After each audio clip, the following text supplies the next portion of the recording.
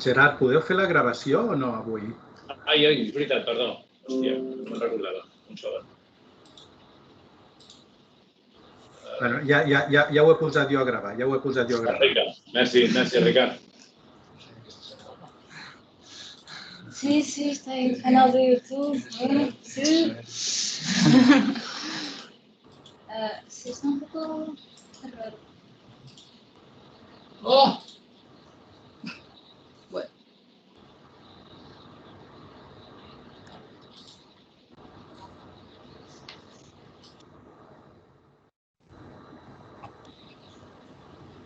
No sé qué he hecho.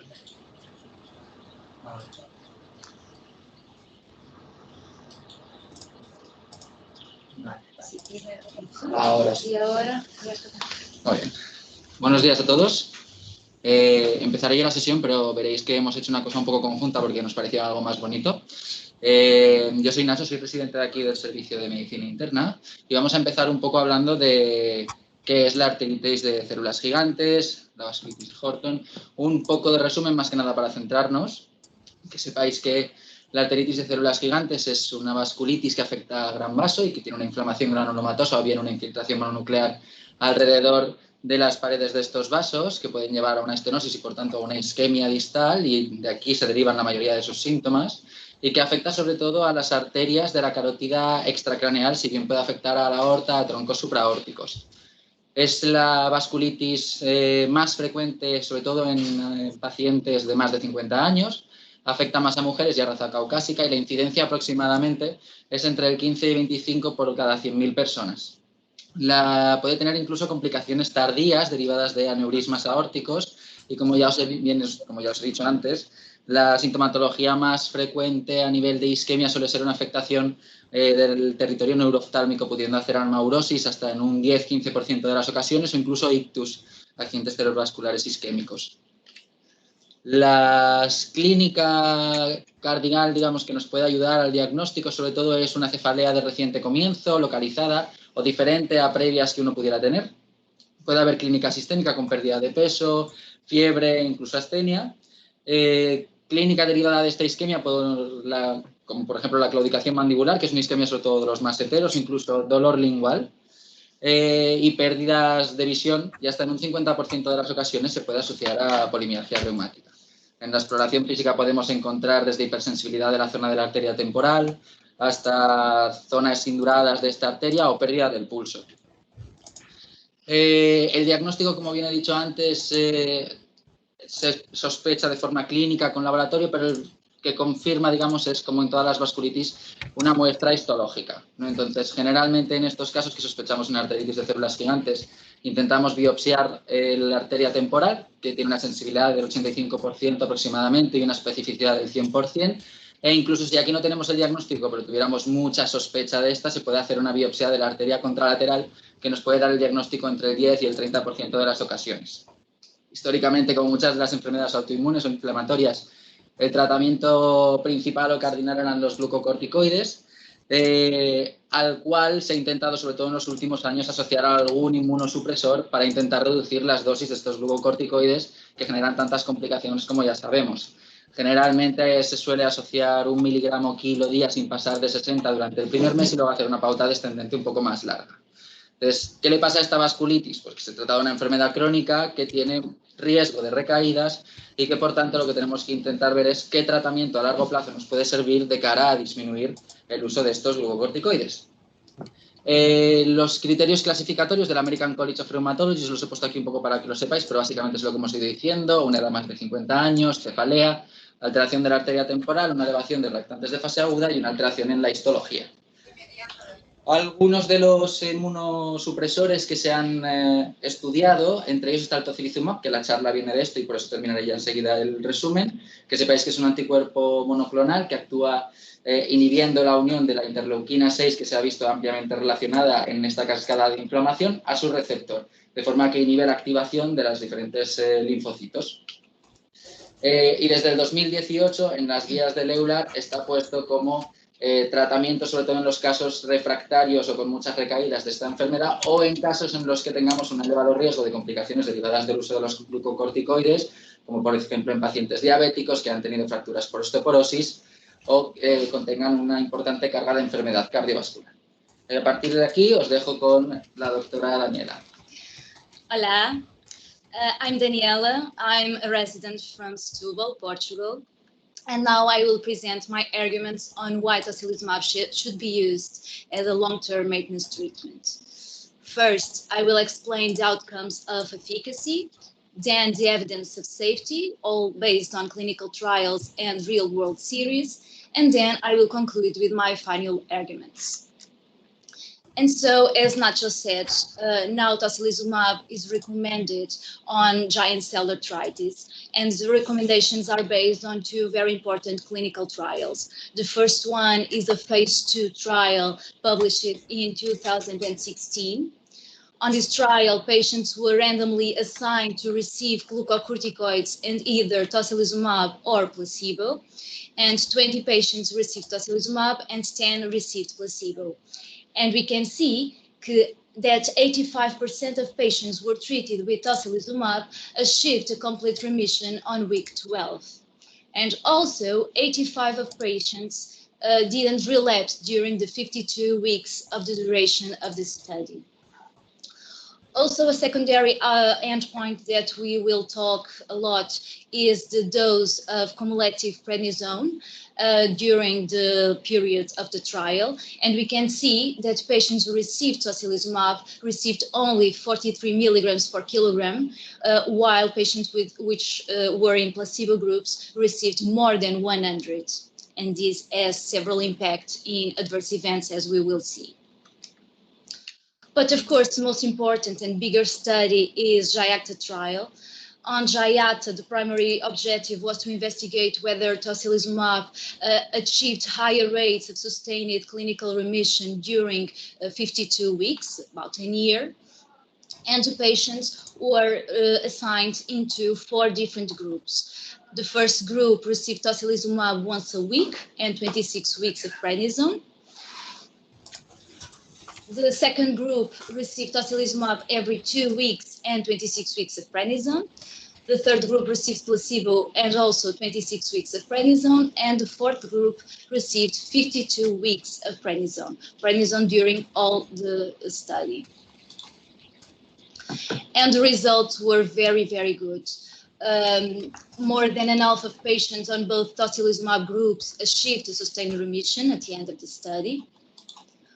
Also, fewer patients on tocilizumab groups had flares. We can see here about 23 and 26% on both tocilizumab groups, comparing with 68 and 49% on placebo groups. And also the secondary endpoint, which is very important, patients were assigned to placebo received about the double of the cumulative dose of glucocorticoids than tocilizumab groups. And this has several impacts in health quality life scores and also in the number of adverse events, which was higher on placebo groups. Also, the authors of GIACTA trial performed a follow-up analysis in order to identify possible predictors of treatment failure. And they realized that female patients, the fact of having an impaired health-related quality of life, elevated C-reactive proteins, or being treated with prednisone alone were associated to treatment failure. And actually, in a multivariate analysis, authors concluded that women are 5 times more likely to fail treatment if they are treated with prednisone alone. Then, after the first year of the study, it was started a second phase of the study, second part. And this part is an open label follow-up study, which lasted 2 more years. And the researchers could choose if the patients would remain on no treatment or treated with methotrexate, tocilizumab, prednisone, or even a combination of those. And if we look at a group of patients who received tocilizumab once a week on the first part of the trial, we can see that 81 patients were on clinical remission after 1 year of treatment. Then 59 patients started the second part of the study on no treatment. But we also can see that 34 didn't maintain clinical remission. Only 25, less than an half, maintained tocilizumab-free and glucocorticoid-free clinical remission.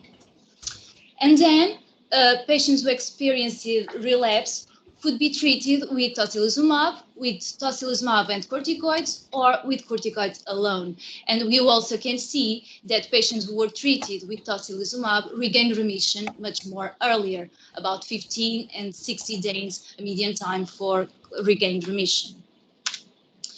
And so the authors concluded that some patients won't need indefinitive treatment with immunosuppressive drugs. Well, yes, this is true, but at this point, we don't know what patients, because as we have seen, more than half of patients on no treatment group didn't maintain a tocilizumab-free or a glucocorticoid-free clinical remission. And also, according to their follow-up analysis, we know that most patients, probably female, won't respond particularly well if they are treated with only corticoids. And of course, clinical trials are very important to evaluate efficacy, but we also need real-world data to confirm a drug effectiveness. And tocilizumab is effective. This is a retrospective analysis from Massachusetts with 60 patients who were treated with tocilizumab during 8 years. And we can see that after initiating tocilizumab, the rates of flare are significantly lower.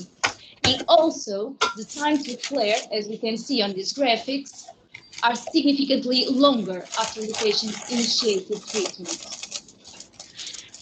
Podeu tancar els micros, sisplau? And this allowed patients to successfully stop prednisone. Also, Que ya había empezado, que tenía mucho lío. Ha dicho que vaya así. Podeu tancar els micros, sisplau? Entonces no miramos esto. No. someone has the micro on. Well, then we also have a multi-center series of real-world here from Spain with 134 patients. And the authors performed a comparative study between their patients and GIATA trial patients. And without a great surprise, they concluded that real-life patients were older, had longer disease duration, higher values of sedimentation rate on lab tests. And also, they had higher cumulative dose of glucocorticoids. Although, despite all these differences, they concluded, as we will see, that tocilizumab was equally effective. On this study, all patients who received tocilizumab were refractory or had unacceptable side effects due to conventional therapy, due to corticoids or methotrexate. And the authors analyzed 39 patients who were followed up for at least 2 years. And as we can see, almost 70% of these patients achieved a persistent remission for at least 2 years with very low doses of prednisone a day. Although 7 patients among these 39 had relapses. Who were these patients? Only 2 were still receiving tocilizumab. In 3 patients, treatment was stopped due to remission, and in another 2 patients, treatment was stopped because of adverse events. This is another survey, this time from France, a retrospective survey on 34 patients. Here, the treatment was stopped much more early, about 6 months of treatment. And we can see that 8 patients among the 23 experienced the relapses that occurred after a mean of 3 months. Authors concluded that relapses occurred all in patients with a disease for more than 3 months before tocilizumab treatment. On another study, also in France, with 3 centers, patients were followed up for a longer period of time, about 2 years, and in some cases almost 4. And also, the authors achieved great results with a dramatic reduction of glucocorticoid doses, as we can see. But also, among the 29 patients who stopped tocilizumab, 62% had a relapse. The authors identified some risk factors for relapse, the absence of ischemic signs at diagnosis, a later introduction of tocilizumab for more than 6 months, an elevated rate of relapse a year, and also the inability of patients to reduce corticoids under 5 milligrams. And at last, another study, this time from Italy. They studied 32 patients, and 19 among these 32 were treated with tocilizumab for more than a year. All of them achieved a prolonged remission. But, and this is interesting, in 13 patients, it was tried a dose tapering of tocilizumab, and 12 tolerated, 92%.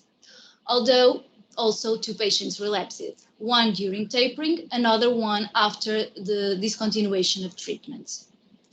Another interesting point of this study is that 24 patients presented a large vessel involvement with a long-standing and relapsing refractory disease at the beginning of the study. All these patients achieved clinical remission with the drug, but in 3 cases, tapering was not possible. And so, with this data, we might think that a minimal effective dose of tocilizumab is required to maintain clinical remission. But probably patients with a long-standing and relapsing disease and eventually with large vessels involvement won't tolerate a dose tapering, and they will require probably higher doses of maintenance treatment. And now we have talked about efficacy, we have talked about effectiveness. Let's now talk about safety. And GIATA trial proved that tocilizumab is safe. In fact, the rates of adverse events were no different across the groups, except only for neutropenia, which was present in 4% of the patients. But as we can see on these tables, fewer patients on tocilizumab groups reported serious adverse events and serious infections, probably related to the higher cumulative dose of glucocorticoids that we have seen. There was no report of gastrointestinal perforations, no myocardial infarctions, no demyelinating disorders, or anaphylaxis. And also, the second part of the trial proved that tocilizumab remains safe on a long-term basis. In fact, during the 2 years of follow-up period, no new safety signals were observed in patients treated with tocilizumab. Here we have the patients who never received tocilizumab and the patients who ever received tocilizumab. And you can see that rates of adverse events are very similar among the 2 groups. And eventually, the serious infections are quite comparable. And what about real-world data? Well, going back to the multi-center Spanish study on 134 patients, we can see that 32 patients developed relevant adverse events, mostly infections and hematological abnormalities. Also, the number of serious infections was higher than on GIACTA trial patients, about 10.6 among 100 patients a year, comparing to 4.7. Also, the double of patients had to suspend tocilizumab due to side effects. And also, while there were no reported deaths on GIACTA trial, 5 patients on real-life serious died. But as we have explained earlier, the patients on real-life serious were older, had longer disease duration, and importantly, they had higher cumulative dose of glucocorticoids, which perfectly explains these differences. And at last, going back to the study from Italy with 32 patients, the authors reported 11 cases of infection, and one was a severe one, a urinary sepsis that required a permanent discontinuation of treatment. But, and this is very interesting, most of the infections, 8 among 11 patients, occurred in the first 6 months of treatment, which means that the long-term maintenance treatment is not a contraindication. And also, patients treated for more than a year, we can see that there was no increase in incidence of the side effect when comparing with patients who received treatment for less than 1 year. And so, to conclude my part, why tocilizumab should be used as a long-term maintenance treatment?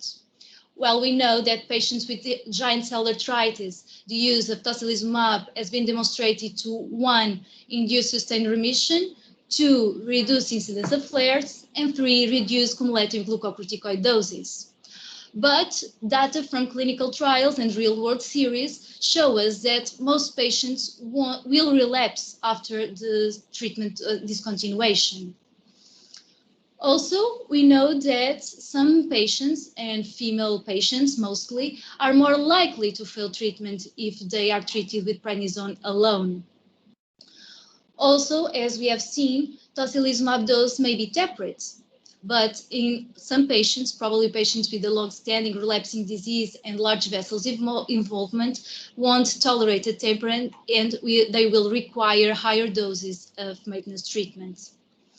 And at last, we know that tocilizumab is safe and adverse events such as infections seem to occur predominantly in first 6 months of treatment. And now, Nacho will continue.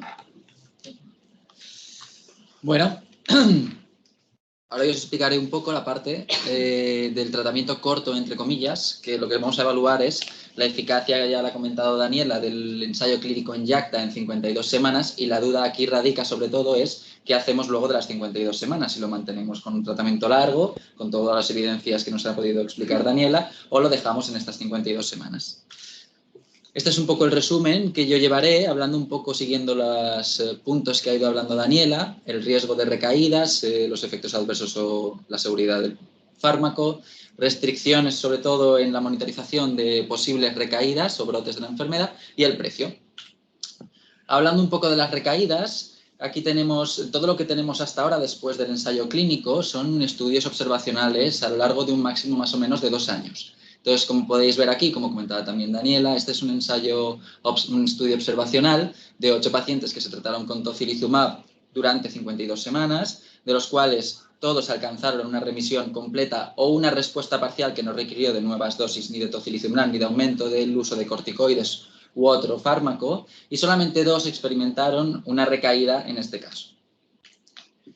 En este otro estudio observacional, con una duración de unos 18 meses, tenemos 15 pacientes que se trataron todos con el tocilizumab, de los cuales 10 alcanzaron la remisión completa después de la suspensión del tocilizumab en las 52 semanas y no tuvieron ningún tipo de recaída, como podéis ver en la tabla, pero sí que es verdad que 5 de ellos experimentaron al menos una recaída que de hecho se pudo tratar posteriormente. Es decir, solamente 5 de estos 10.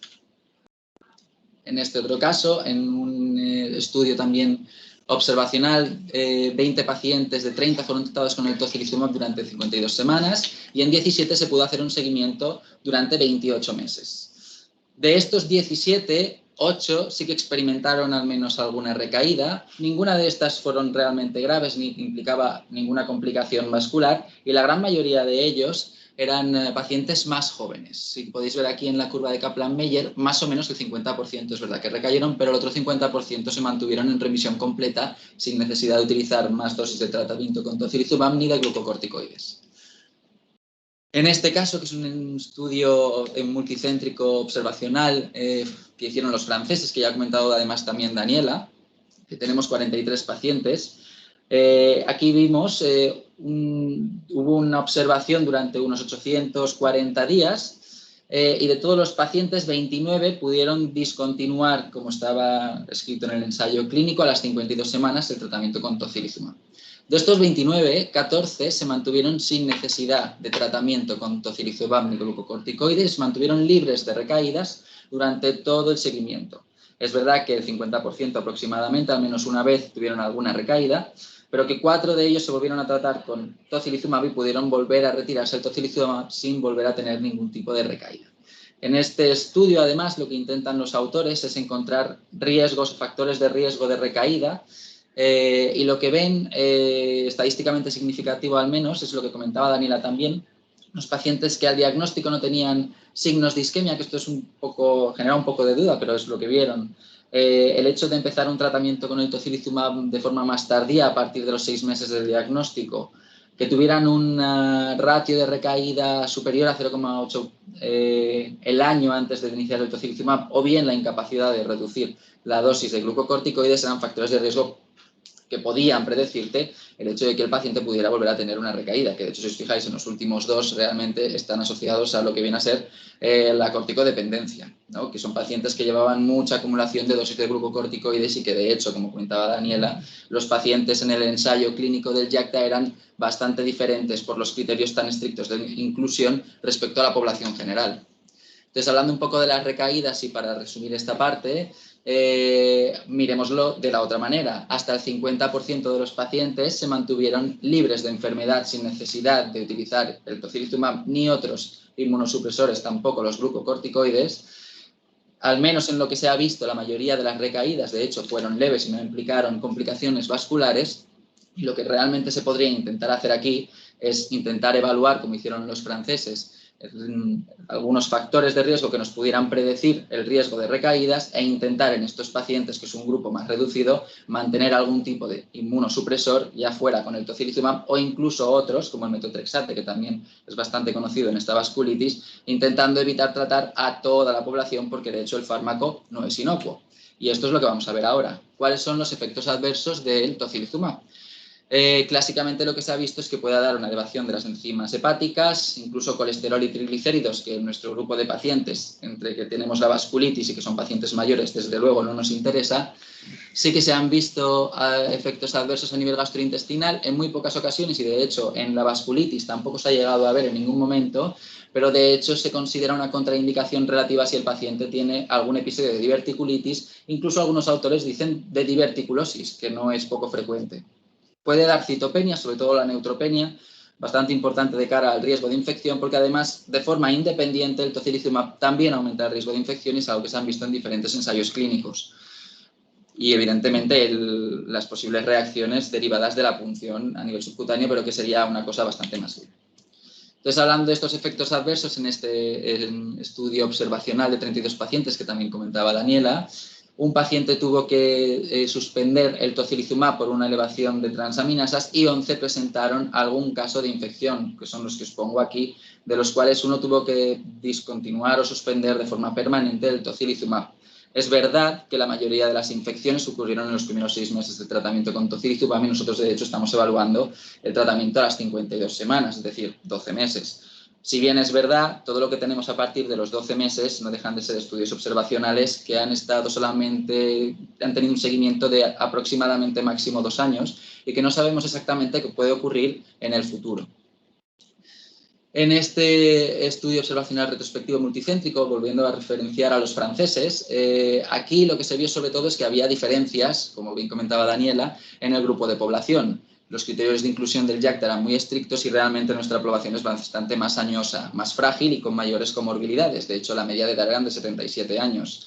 ¿Y qué se vio en este estudio? Pues que 8 pacientes tuvieron infecciones severas. Severas, entiéndase, con necesidad de ingreso hospitalario o tratamiento endovenoso de un antibiótico, es decir, aproximadamente el 20%.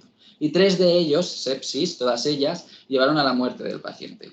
También hubieron algunas citopenias, de hecho, no despreciables, con grados 3 y 4 de neutropenia o trombocitopenia.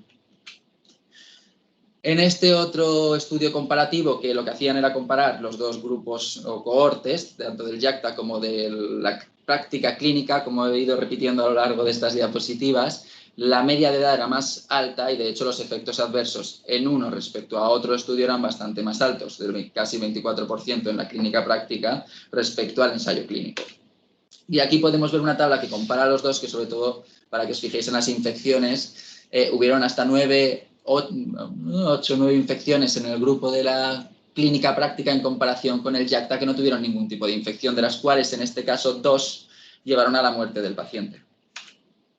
Entonces, un poco por resumir, el tocilizumab no nos olvidemos que es un agente biológico que tiene diversos efectos adversos, sobre todo relacionado con las infecciones, ya sea por el riesgo elevado de forma independiente o por el riesgo de neutropenia, y tampoco podemos olvidar que nuestros pacientes, de hecho, son pacientes más añosos, más frágiles y con mayor comorbilidad, que en estos estudios observacionales se han visto que estas infecciones pueden llegar incluso a la muerte.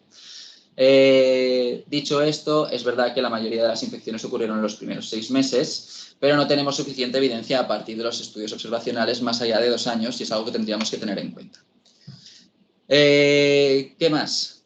¿Qué ocurre con estas vasculitis? Pues como he comentado antes, son una enfermedad crónica que de hecho actúa en rebrotes. ¿Qué pasa con los rebrotes? Que en muchas ocasiones es difícil de evaluarlos y esto tiene una implicación muy directa en la práctica clínica porque o bien tenemos que aumentar dosis o tenemos que cambiar de tratamiento o tenemos que hacer un seguimiento más exhaustivo. ¿Y qué le pasa al tocilizumab? Es un fármaco estupendo para inhibir una de las cascadas de la inflamación, pero esto implica que al inhibir la interleuquina 6 nos elimina la capacidad de producir proteína C reactiva y nos elimina la posible monitorización de esta en los rebrotes. Y esto es muy importante porque de hecho en esta tabla, como podéis ver, a lo largo de los meses la proteína C reactiva se mantuvo en 0, incluso la VSG bajó hasta niveles muy bajos, lo que hace que sea más difícil tanto evaluar los rebrotes como retrasa el diagnóstico de posibles infecciones. Y por último, y esta es mi diapositiva clave, el precio. No es algo que me guste decir porque estamos en una sanidad pública que es maravillosa, pero la realidad es que el tocilizumab comparado con el metotrexate, porque no voy a compararlo con el precio de la prednisona, me parece irrisorio, comparando un poco los dos inmunosupresores y sabemos que en la práctica clínica el metotrexate ha mantenido a dosis bajas y ajustadas a peso remisiones, sobre todo en pacientes que también asociaban polimialgia reumática, es 10 veces superior en el tocilizumab y para que os hagáis una idea, aproximadamente vale unos 12.000 euros al año si ponemos una inyección semanal, que es lo que evaluaba, de hecho, el ensayo clínico.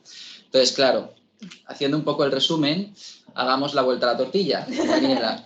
Hasta el 50% de los pacientes se mantienen sin ningún tipo de recaída ni tratamiento, ni siquiera con glucocorticoides, ni tocilizumab, ni ninguna otra cosa, libres de recaídas. Es verdad que la gran mayoría de los efectos adversos relacionados con las infecciones se encuentran en los primeros 6 meses del ensayo clínico, probablemente relacionados también con la alta dosis de glucocorticoides, pero no podemos olvidar que nuestros pacientes son más añosos, tienen más comorbilidades, el tocilizumab predispone a infecciones y no sabemos qué puede ocurrir a partir de los 2 años. Entonces, tratar sin tener una evidencia a pacientes que hasta en un 50% se podrían quedar sin ningún tipo de recaída, asumiendo el riesgo de infección, por lo menos nos tendríamos que plantear qué pacientes serían los beneficiosos de esto, y aquí vuelvo a recalcar la importancia de intentar evaluar factores de riesgo que nos hagan predecir este tipo de recaídas para elegir de forma individualizada qué paciente puede ser tributario de un tratamiento inmunosupresor u otro. Evidentemente, como os he comentado antes, se hace mucho más difícil la monitorización de posibles recaídas y esto tiene una implicación directa en la práctica clínica o incluso puede retrasar el diagnóstico de infecciones, pudiendo llevar a sepsis, incluso la muerte de algunos pacientes. Y por último, pues el precio muy elevado que podemos ver y la diferencia respecto a otros como el metotrexate. Dicho esto, creemos, tanto Daniela como yo, que es bastante difícil elegir, que al final siempre tenemos que individualizar a los pacientes. Y con esto sí que os queríamos preguntar a vosotros la opinión, dado que no existe realmente una evidencia científica más allá de estudios observacionales, y esperemos que os haya gustado la charla a todos. Sí, muchas gracias. Muchísimas gracias. ¿Se lo hago bien?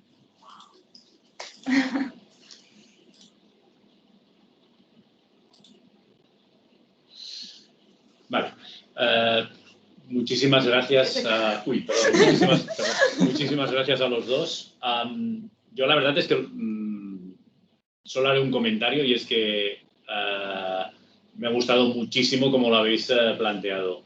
De forma clara, concisa y concreta desde los dos puntos de vista, sobre todo a favor del uso, digamos, a largo plazo, basado sobre todo en la eficacia, y limitarlo solo a lo que dice igual el estudio Exacta y no alargarlo más allá, basado sobre todo en perfiles de seguridad, digamos, y en la evidencia de que hay algunos pacientes que sin tratamiento pueden ir bien. Yo no diría nada más y como conectados yo creo que está Georgina y está Pepe, que son los que llevan estos pacientes y los que tienen muchísima experiencia, incluso con el uso del fármaco. Quería escuchar su opinión y luego en todo caso ya hacemos alguna pregunta más. Georgina, Pepe. Sí, no sé, Pepe, vols començar tu? Vols dir alguna cosa o...?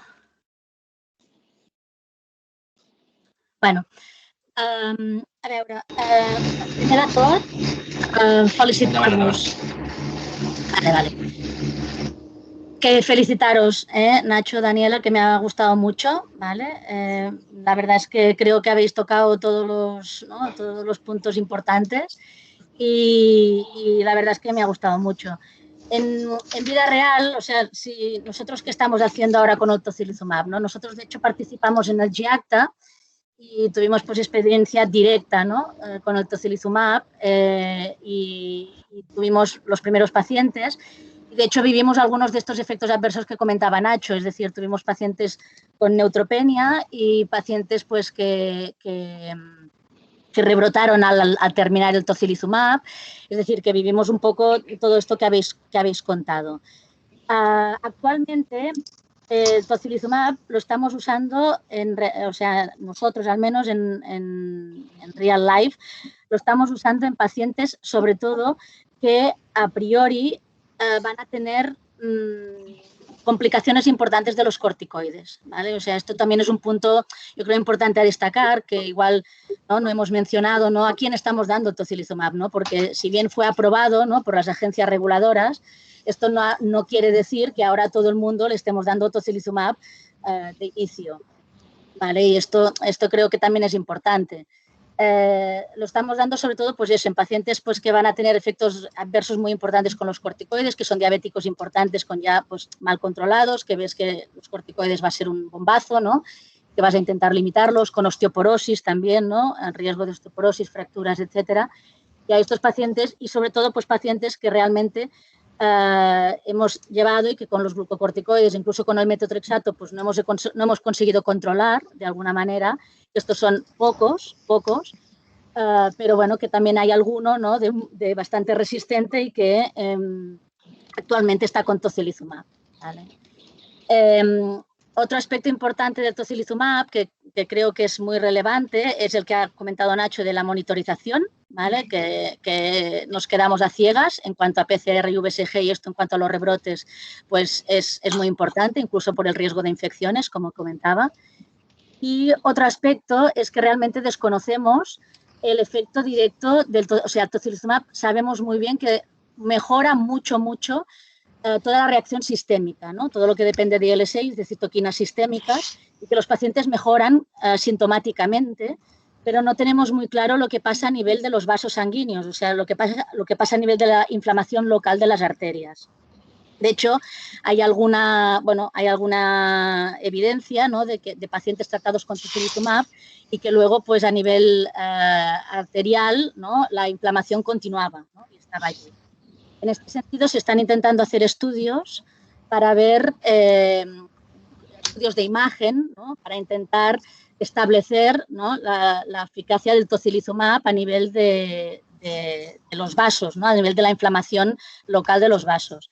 Pero es algo que todavía no está bien contestado, ¿eh? Con la evidencia que tenemos a día de hoy es algo que tampoco tenemos del todo claro, ¿vale? Y en cuanto al tocilizumab como tratamiento de inicio, que comentaba Gerard, ¿no?, o sea, dar tocilizumab inicialmente en los corticoides,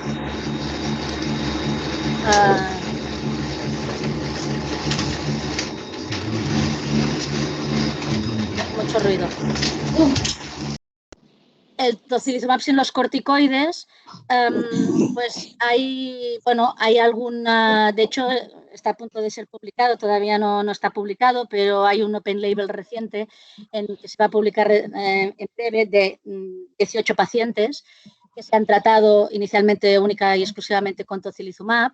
Y la verdad es que, a pesar de que la respuesta ha sido como muy favorable en cuanto a la remisión a las 24 semanas, que era el endpoint, pues bueno, se ha visto también que son pacientes que tardan mucho más, casi como una media de 11 semanas a conseguir la remisión, ¿vale? Con lo que esto es un dato importante. Y luego, además, pues bastantes de ellos, algunos, bueno, no consiguen, digamos, la remisión completa e incluso han hecho alguna complicación visual, ¿no? Durante el tratamiento con el tocilizumab.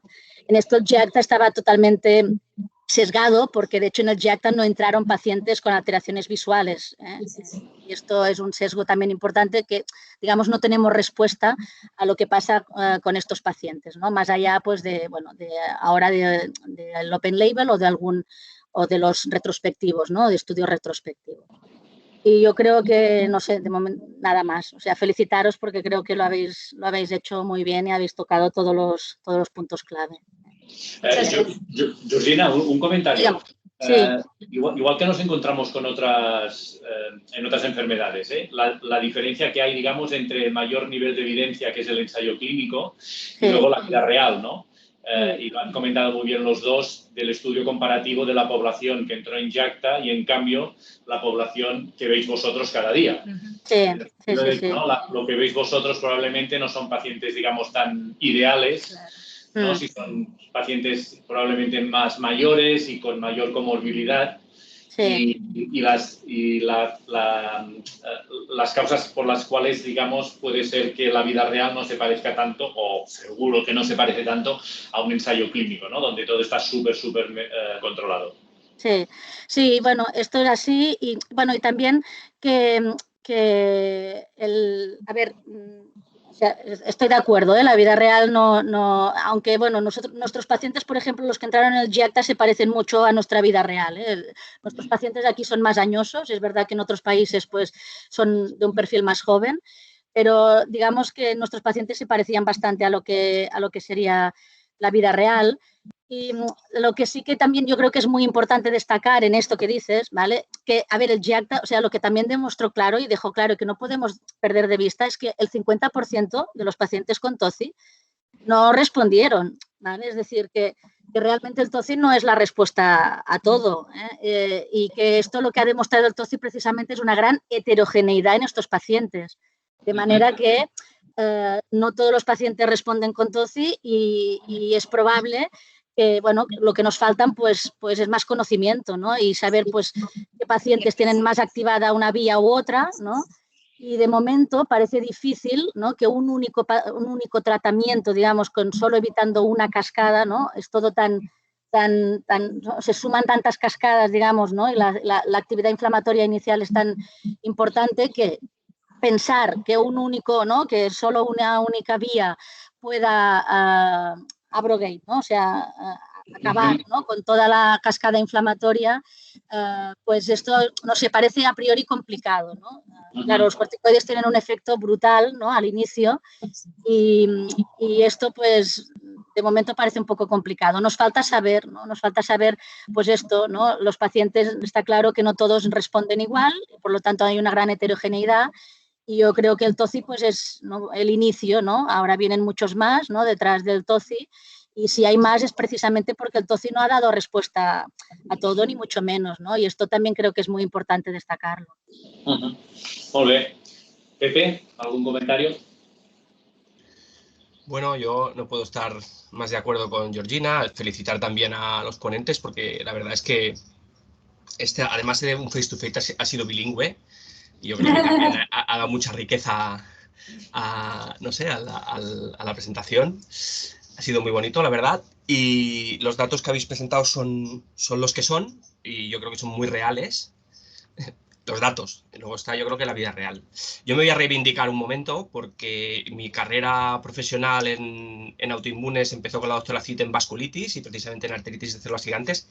Sigue siendo la vasculitis que más veo todavía, quiero decir que pero bueno, me reivindico porque mi línea de tesis fueron las citoquinas proinflamatorias y en muchos pacientes, una serie bastante grande de pacientes, investigamos tanto en tejido como en suero, como en RNA producido en tejido y luego en proteína. Digamos, intentamos identificar lo que pasaba en el vaso sanguíneo, lo que pasaba en la circulación de los pacientes. Intentamos, al menos ese fue mi tesis doctoral, luego este campo lo he trabajado menos, pero sí que de ahí salieron una serie de resultados que yo creo que... no he visto los 5 primeros minutos de la charla, pero no sé si los habéis mencionado. Yo creo que de aquí, y por eso me reivindico, porque de aquí y en estos resultados que eran bastante contundentes, hubo uno de ellos, particularmente en interleuquina 6, pues que la interleuquina 6 a nivel de tejido y a nivel circulatorio se correlacionaba mucho con la respuesta inflamatoria inicial, o sea, aquellos que iban a tener más interleuquina 6 iban a tener más inflamación, y eso es casi de perogrullo, pero lo demostramos. Pero sobre todo, se relacionaba con, por una parte, los pacientes que iban a requerir mucho más tratamiento, ya estaríamos perfilando algo de interleuquina 6 y algo de pacientes resistentes, mucho más corticoide, dosis acumulada, esto en un estudio, nosotros lo llamábamos retrospectivo, pero como nosotros lo seguíamos de forma bastante homogénea, era un seguimiento prospectivo. Y luego una idea que tuvo la doctora Cid y que yo participé y era parte de mi tesis, pues que la IL-6 es una citoquina proinflamatoria, proangiogénica. Es decir, cuando bloqueábamos la interleuquina 6 en estudios in vivo que realizó la doctora Cid allá en el NIH, nos pudimos dar cuenta, tanto en estudios in vivo como en las propias arterias, que se producía un defecto de la angiogénesis, con lo cual predijimos, de alguna manera, o hipotetizamos de que el bloquear la interleuquina 6, probablemente a secas, como habéis dicho en un trabajo, podía ser peligroso para los pacientes que de la angiogénesis lo que hacen es regenerar los vasos sanguíneos que pueden producir isquemia, con lo cual si bloqueamos ese mecanismo probablemente podamos llegar a inducir isquemia. En fin, quiero decir, me reivindico porque todo lo que habéis dicho yo creo que ya se basa en unos resultados bastante contundentes y me congratula saber que hemos podido contribuir, aunque igual no aparece mucho en el tema, hayamos podido contribuir un poco a esta progresión. Con lo cual, no me extraña nada que la interleuquina 6, el bloqueo de interleuquina 6 pueda servir en pacientes con actividad inflamatoria elevada, en todos quizás. Pero luego están los intereses comerciales que se desvinculan un poco de los resultados básicos, pues que las empresas, sobre todo cuando patrocinan algunos ensayos clínicos, pues quieren ser la panacea para todos los pacientes porque quieren ganar mucho dinero. Y Nacho, tú has explicado que eso vale mucho dinero. Y es una enfermedad rara, pero si tratamos a todos con eso, ellos van a ganar más dinero. Cuando probablemente ya sabemos que la arteritis de células gigantes en un tanto por ciento no despreciable, más de la mitad de los pacientes al cabo de 2 años podemos estar en dosis mínimas, no dañinas de corticoides o incluso sin corticoides. Entonces particularmente yo, Pepe Hernández, en base también a lo que estoy aportando, lo utilizo como tercera línea en este momento, porque el metotrexate es la segunda línea que sigue siendo baratita y proporciona en vida real también un poco de beneficio para esos pacientes en los que tienes que o son muy rebrotantes o tienes que disminuir más la dosis de corticoides. En fin, esta es mi aportación. No sé si ha servido de algo, pero es de vida real también. Molt bé, moltes gràcies. Una pregunta a los dos. En vuestra práctica clínica real, ¿usáis, como ha dicho Pepe, tocilizumab después de metotrexato? Yo sí. ¿Por un problema económico o por un problema clínico? Es que hasta que salió el tocilizumab solo teníamos metotrexato y realmente, excepto alguna honrosa excepción, era suficiente como para manejar estos pacientes con dosis mínimas o incluso a la larga poder volver a quitar el tratamiento. O sea, yo sí. Yo sigo la segunda línea metotrexato y la tercera tocilizumab. Sí, jo també. En general, sí. En general, tinc alguna honrosa excepció, com ha dit en Pepe, però sí, jo ara mateix normalment abans començo el metotrexate y deixo el tocilizumab després del metotrexate. Vale, y cuando ponéis tocilizumab o si llegáis a poner tocilizumab, ¿paráis metotrexato? Yo sí. En para el principio, metotrexato. sí, se para al cabo de unas semanas, para cuando tú ya has tenido la enfermedad, digamos, has vuelto a hacer, pues has inducido la remisión, pues se para el metotrexato, sí. Obviamente hay que minimizar digamos, el tratamiento inmunodepresor. Sí. Y la tercera pregunta de práctica clínica, que viene ligado con una cosa que ha presentado Daniela en los resultados, sobre todo en nuestros estudios observacionales en vida real, y que hemos visto también, por ejemplo, en lupus, cuando se dice de parar los corticoides, o por ejemplo en Behçet o en uveitis, cuando utilizamos los anti-TNFs. ¿Qué pasa si tenemos un paciente que está bien, con meses sin rebrotes, con dosis ya bajas de corticoides o muy bajas de corticoides, a la hora de intentar parar el tocilizumab? Supongo que optimizáis dosis antes de pararlo. Es decir, el problema puede ser, puede ser que, claro, los pacientes rebroten porque se pare el tocilizumab, cuando en realidad probablemente lo que se debería hacer no está basado en ninguna clínica, en ningún estudio, en ningún ensayo clínico. Pero no sé, igual el sentido común va más a favor de optimizar dosis y ver qué pasa antes de pararlo. Sí, de fet, dels que he començat tocilizumab fora del trial, perquè després hi va haver els del trial que, per exemple, una va rebrotar i després del rebrot li vam començar el toci, que li va funcionar molt bé. De fet, ja vam descobrir després que en el SEC l'havia portat, i el que passa que quan es va acabar l'open label també es va acabar el toci, i actualment, des de que va acabar el toci, ha estat amb dosis baixes de de corticoides, en plan 5, 2,5, i ha estat estable, sense tornar a presentar cap rebrot. Hi ha algun altre pacient que, o sigui, els que he començat tocilizumab per resistència, diguem-ho així, és a dir, que havien anat amb cortis, metotrexate, i que mai no has pogut eliminar tractament perquè a la que baixes de tractament tornen a rebrotar. Aquestes, ara actualment en portem 2, per exemple, i jo, per ser realistes, el tocilizumab no l'hem arribat a parar. Com a molt, amb una d'elles el que hem fet, quan hem vist que semblava que la cosa estava estable, de moment l'he passat en lloc de setmanal a cada 2 setmanes. Més que reduir la dosi, l'he espaiat. I de moment hasta aquí puedo leer, perquè ja et dic, tampoc és la... Hi ha un altre pacient, o sigui, els pacients del Jecta sí que van portar toci, de fet tots menys una, però vull dir que un cop acabat el trial, de fet tots van deixar el toci, i no lo hemos retomado. Sí, yo estoy de acuerdo. Es muy difícil de momento poder quitar el toci a personas que le pones. Nosotros, o sea, por mi experiencia con arteritis esclerosis es que es el honrosa excepción la que tengo tratada con tocilizumab.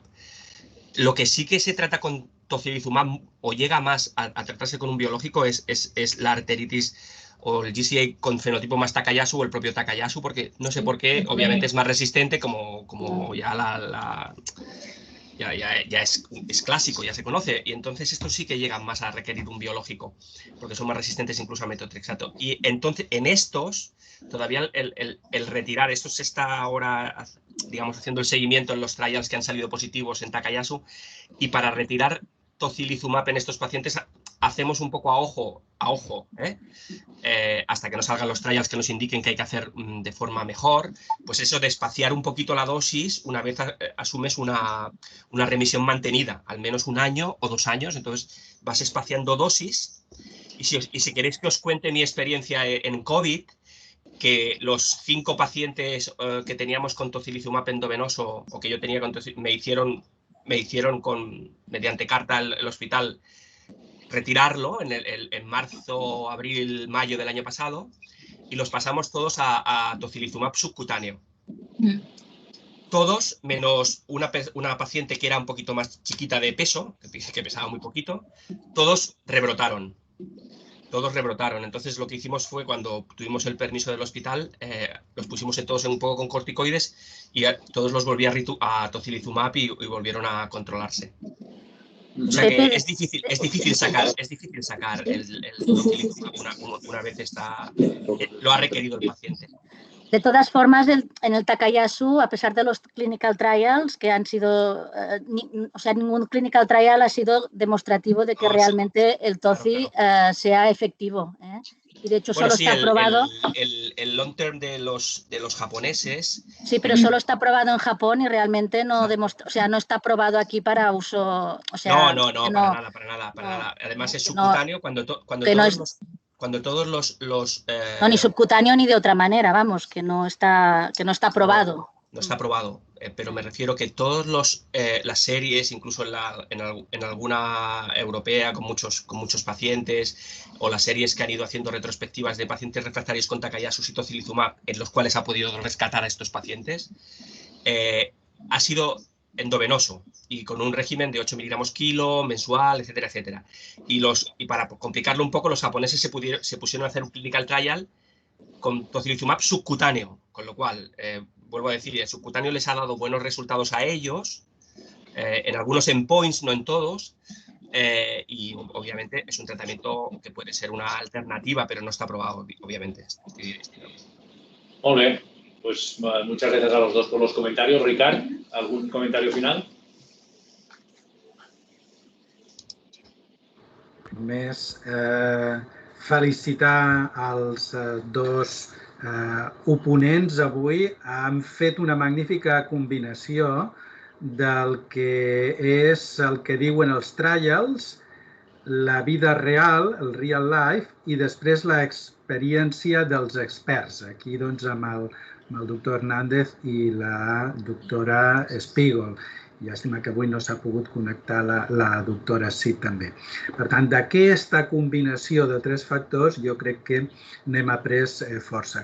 I no voldria tampoc acabar sense felicitar molt especialment a tot l'equip de la unitat de vasculitis que lidera la doctora Cid, amb els treballs que va començar el doctor Pep Hernández, ha seguit la doctora Spiegel i molta altra gent que sé que a més avui estan tots connectats a aquest equip, que van ser els estudis seminals que van demostrar el valor de la interleucina 6 en pacients, o el bloqueig de la interleucina 6 en pacients amb arteritis de cèl·lules gegants, que després de successius estudis van acabar amb l'aprovació d'un tractament biològic. Doncs això és una absoluta fita, és absolutament únic i magnífic. Per tant, moltíssimes felicitats també a tot l'equip de vasculitis. I res més, molts ànims. Molt bé, doncs jo abans d'acabar també voldria felicitar avui a la doctora Araujo, que és el seu aniversari i que està gaudint d'unes merescudes vacances. De manera que moltíssimes felicitats, Olga. Molt bé. Jo acabo les felicitacions també amb la doctora Cid, que encara que no estigui aquí, suposo que és que està gaudint de la celebració de l'obtenció de la plaça de professora agregada de malalties autoimmunes sistèmiques a la Universitat de Barcelona, que va magníficament obtenir abans d'ahir. Per tant, que quedi la felicitació més sincera des d'aquest equip de malalties autoimmunes sistèmiques. Molt bé, doncs moltíssimes gràcies a tots, moltíssimes felicidades de nuevo i ens veiem la setmana que ve. Adeu. Adeu, gràcies. Ya está. Bueno, muy bien, ¿eh? Gracias.